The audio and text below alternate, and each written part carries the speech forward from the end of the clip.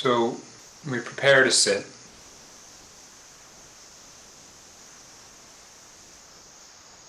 Preparing to sit is or can be a ritual that prepares the mind and body and emotions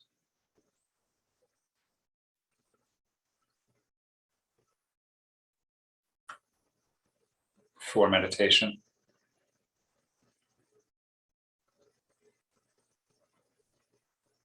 You can find a posture and take a couple of seconds to find an alert spine, a solid ground.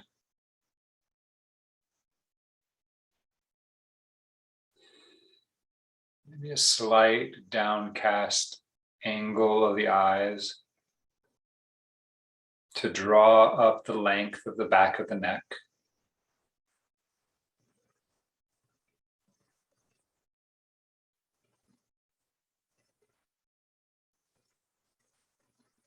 Maybe a breath or two to release whatever is available to be easily released. That stuff you don't need to bring into your sit with you because it's already ready to be dropped.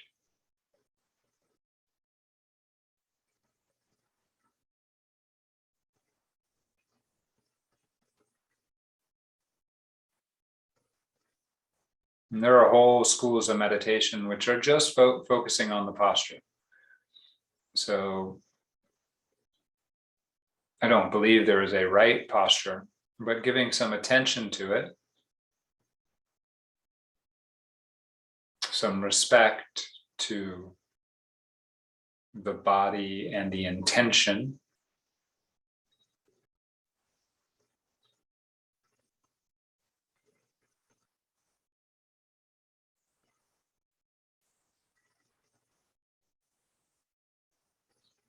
prepares the ground for meditation.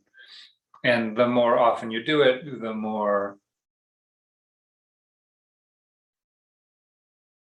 responsive the body and mind are to the beginning ritual.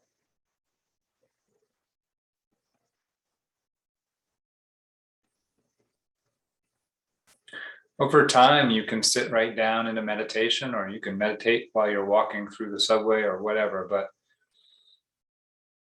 even for the most practiced of us, there will be days where that's not true. And when we begin meditation, we are literally practicing doing the opposite of everything we always do. We are practicing going against all our habits. So it's fair to take a moment to prepare oneself to do that. It's like we're going 120 miles an hour, and just a warning, we're about to put the car in reverse.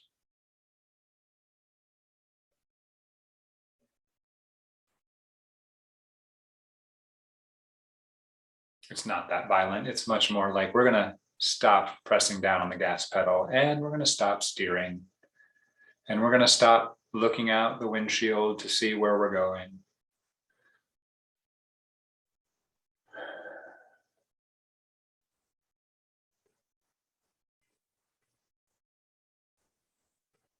So it might take a deep breath before you do that, right? Here we go.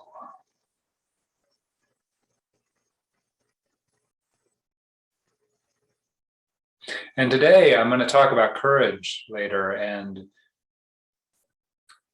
one thing you can add to your beginning ritual is a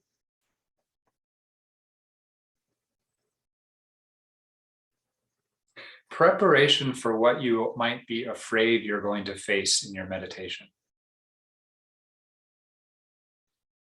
It can be as simple as I'm going to be uncomfortable in my body, or I'm going to be distracted, or I'm going to think I'm not doing it well.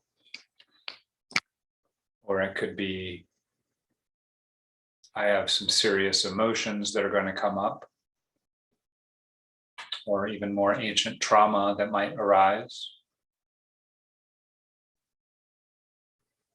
Or there's certain thoughts I don't want to hear or see.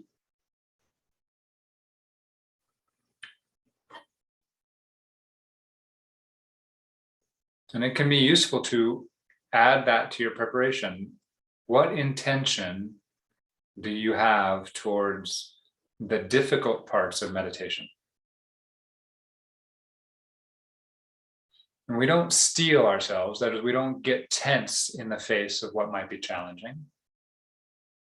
But we can acknowledge, ah, yes, there's a part of me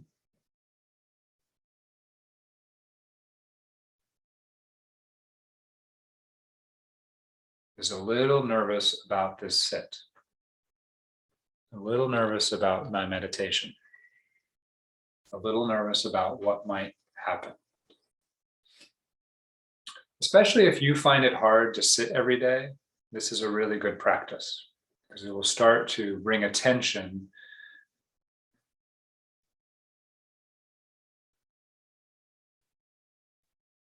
to those parts of you that are avoiding, right, that are being avoided.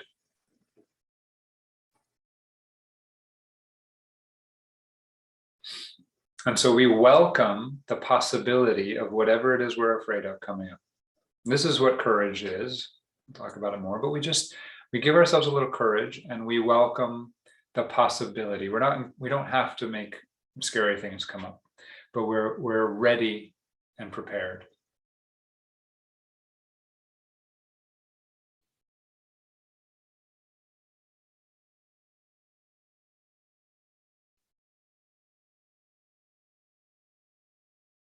And you can add a little bit to that. It's more in line with our normal practice. You can say, I am ready and prepared to face whatever it is I need to face. But I also ask my body and mind, please don't give me too much. Just give me what I can handle today.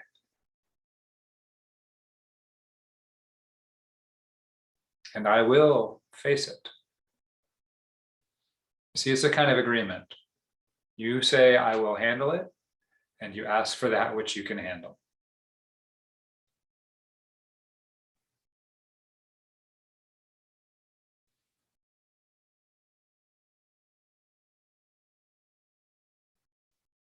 And again, often this is just, I'm going to be a little uncomfortable in my back. Can you be courageous? Can you go, yes, I'm going to sit for 30 minutes and I'm going to accept the possibility of discomfort in my physical body.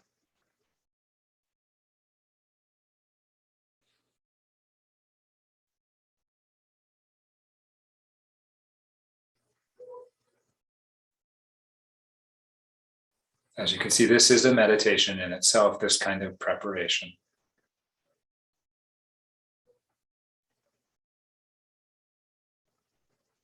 It's a kind of masculine side of acceptance.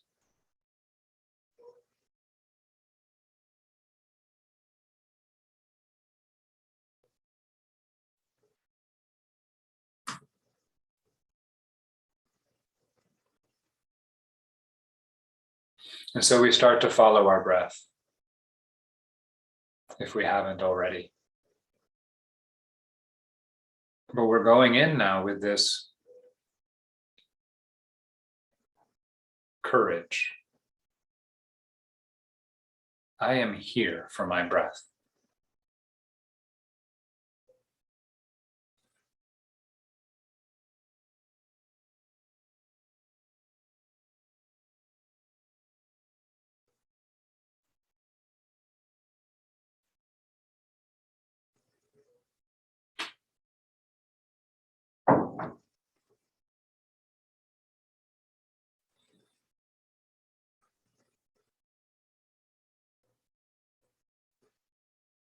So we're going to notice that on the in-breath, there is pleasure and energy flowing into the body. The in-breath is a support to our courage.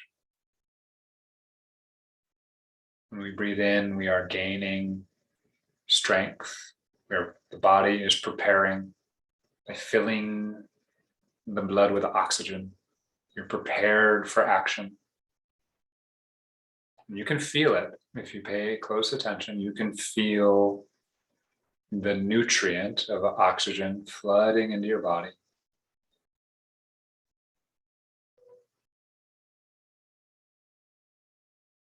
And then on the out breath, we notice the relaxation that takes over the body. The body is essentially saying, oh, thank you for that oxygen. I trust you now. I can release.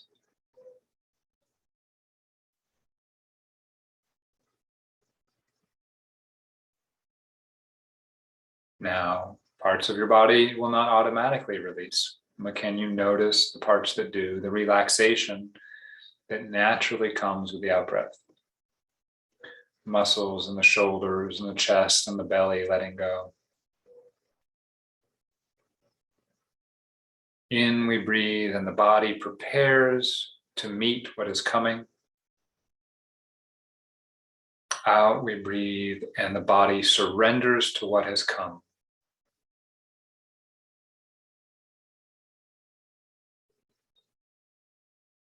In we breathe strength and nutrients and support.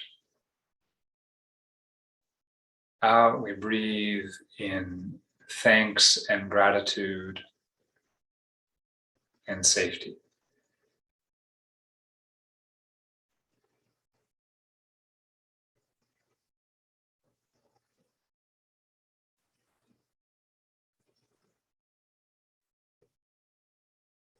In we breathe, I am strong. Out we breathe, I am safe.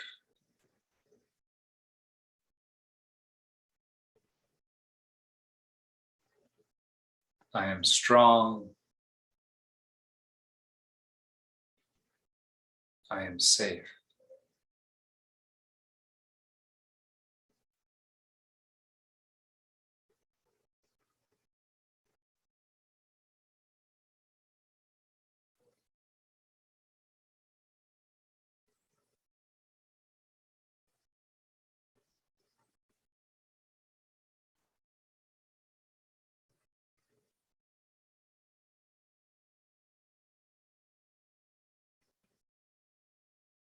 We're using strength, the kind of masculine energy, to control our attention and keep it on the breath.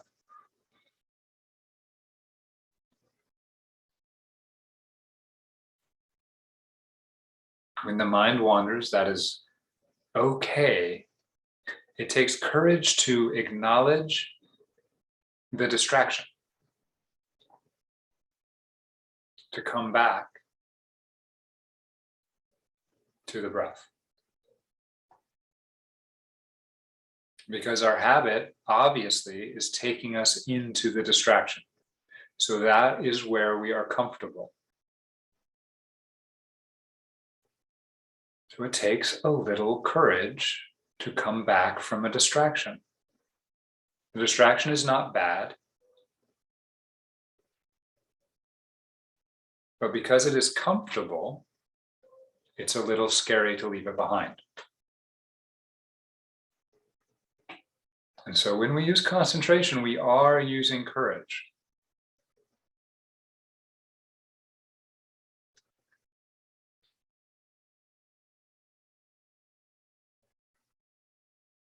If we're doing it lovingly. If we try to strangle our attention with our mind and keep it controlled, then we're not acknowledging the fear. We're not acknowledging the draw of the distraction. So we want to acknowledge, as we come back from the distraction, I will speak it out in words. We don't have to think this every time, but it's something like, ah, yes, mind and body, I see where you want to go. That thought, I know why that, I can see why that draws you. Today, we're going to bring our attention back. And we can do this because breathe in, we are strong. Breathe out, we are safe.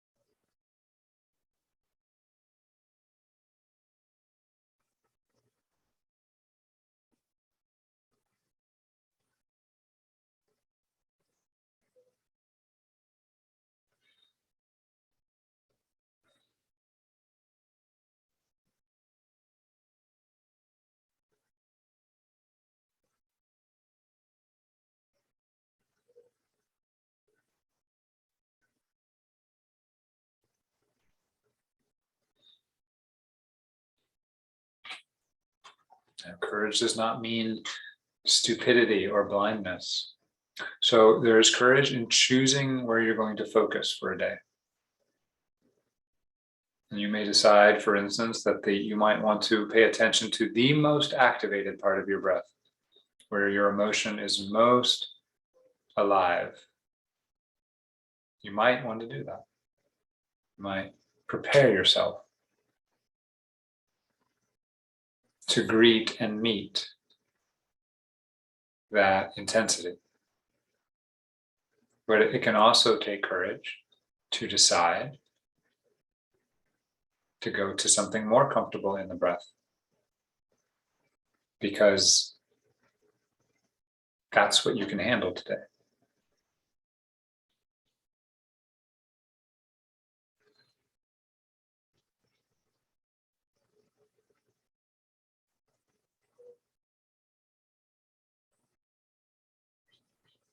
But again, the wisdom here is the key.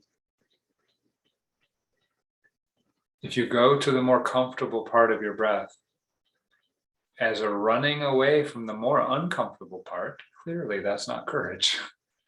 Right? And the fear will come with you.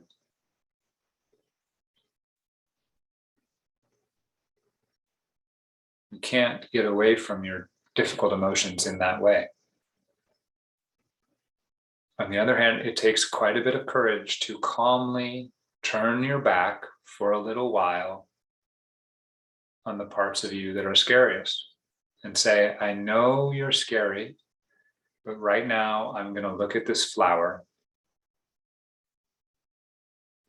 and I'm going to look really closely at this flower. And I'm going to trust that when I need to, I can turn around and look at this monster or whatever is behind you. And for that day, you can turn and say, I am ready to look at this thing in its face. So we breathe in and we breathe out. We breathe in, I am strong, and we can feel the strength filling our body. We breathe out, I am safe, and we can feel the safety relaxing our body. And in between these two is courage. I'm going to allow my experience to be as it is.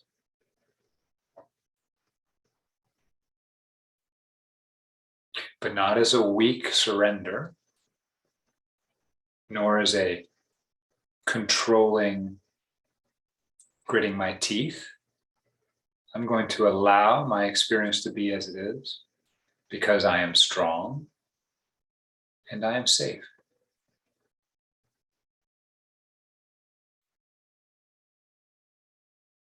I am strong enough to have this experience. I am safe enough to be unharmed by this experience, this present moment experience. I am strong and I'm safe.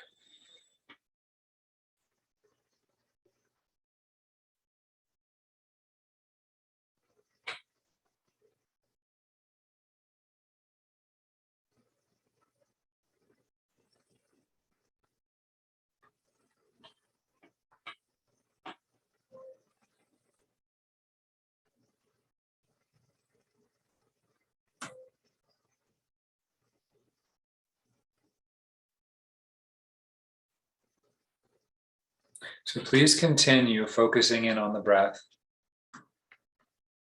If you wish to, you can use the breath to focus in on something emotional or activated, but you do not need to do that today. You get to choose because you are strong and you are safe. But I'm just going to tell you why you do that you are strong and you can feel it as you breathe in. The very fact that you have been willing to sit down and do nothing else shows that you're strong.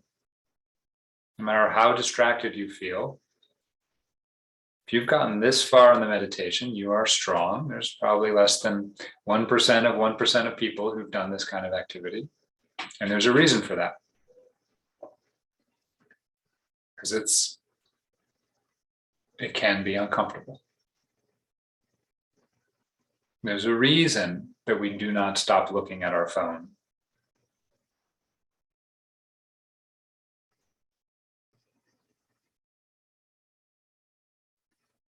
And it takes strength to sit down and be still and quiet. You are strong. You're strong in your body. You can feel the oxygen. Some of you may feel very healthy, and you can acknowledge that. I'm very strong. Some of you might have been unhealthy for a long time and acknowledge what you have endured and been able to survive.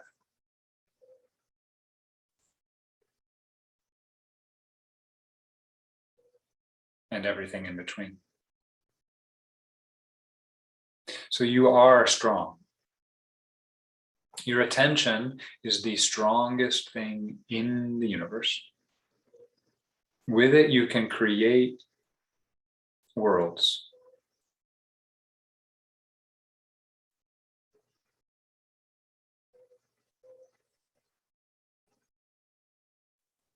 When you pick up your attention as a tool, you gain great strength. It's almost as if you're in like Harry Potter land and you had a wand since you were a child and you just thought it was a stick or something, or you thought it was a toy. Your attention is a very powerful tool that you are picking up now, and you can feel the strength in it. I know all of you can here on Zoom, and if this is your first time sitting, can you notice one moment where by moving your attention, you changed your experience?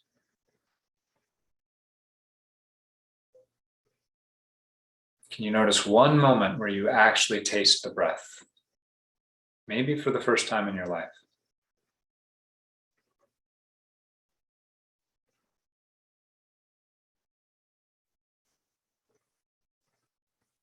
And so you are definitely strong.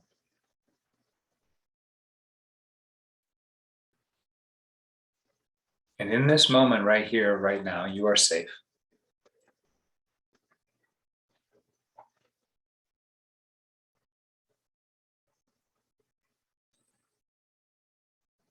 There's a roof over your head.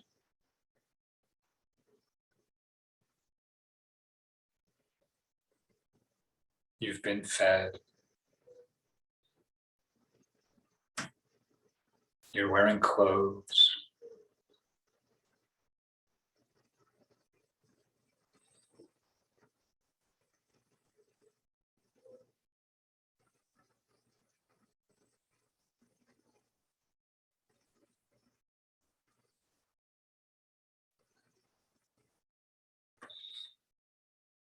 Now, all of our circumstances are different, but I've done this with many, many students one-on-one. I could list for hours the number of things that are safe for any one of you. Some are different for some of us, but all of us have thousands of aspects of our experience that are safe. And ultimately, it's even deeper than that, because for those who've been sitting with us, your attention is given power by your awareness, and your awareness is always safe.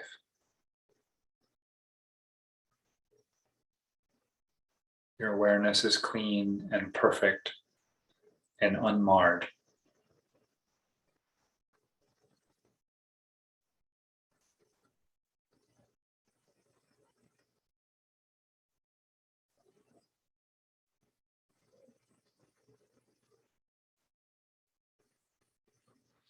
And so now with courage, we take the last 2 minutes to do nothing at all. and we face the confusion that might arise when you think about what it means to do nothing. You face any anxiousness or insecurity that comes with letting go of control, completely letting go of control into the present moment. Allowing your body to be your body, allowing your breath to be your breath, allowing your mind to be your mind, allowing your attention to move how your attention wants to move, and allowing awareness to take it all in automatically.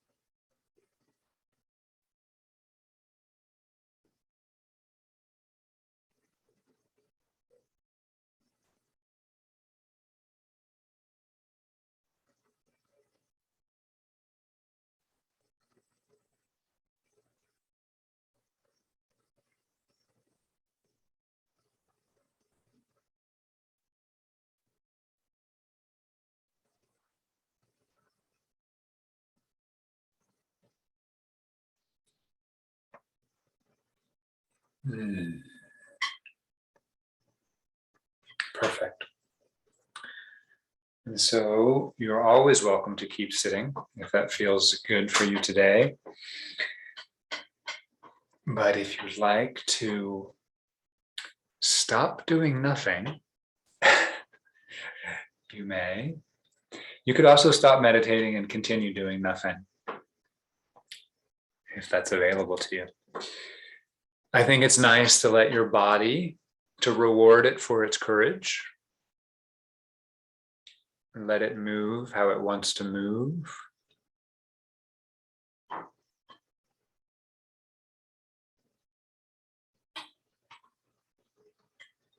It's actually a pretty important part of the Zen tradition, is meditation in action, not meditation in practice. It's a similar kind of idea, but meditation in practice, we talk about in mindfulness, is really just doing your mindfulness practice throughout your day. But in meditation in action is more doing nothing as you go through your day. And that means allowing your instincts and impulses to arise and move through you. And so this is a little practice you can do at the very end of any of your sits. How does your body want to move? It may just want to sit still. You might notice it wants to move. And if you feel like you're not very in tune with your body, and you probably know if that's true, if you feel a little stuck in your head, then it might be useful to just reward your body intentionally by giving it some hugs.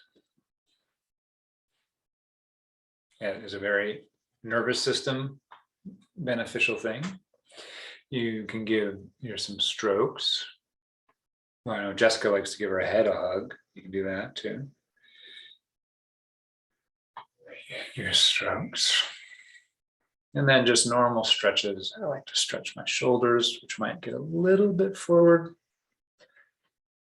from sitting in posture. Maybe your neck, which might get a little bit stiff from sitting in one position. And then maybe standing and walking around, dancing around, leaping around, punching around, laughing, crying, or vomiting around, depending on what your day is like. Okay.